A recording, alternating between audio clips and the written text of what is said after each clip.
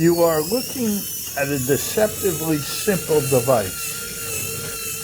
It is a gravity gradient motor, not to be confused with so-called gravity motors that are fraudulent perpetual motion or free energy machines. This motor really works. It is powered by a battery and continuously rotating servo.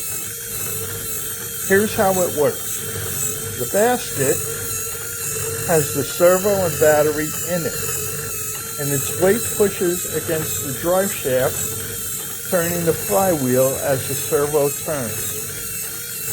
Very simple, but it doesn't push against anything else. An early satellite in orbit, Telstar, relied on gravity gradient torque to keep its antenna pointed towards the Earth.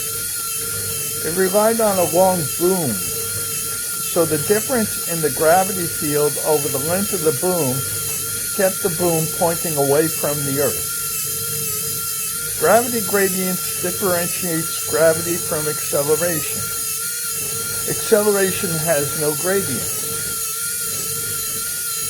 That calls into question a property of physics called equivalence.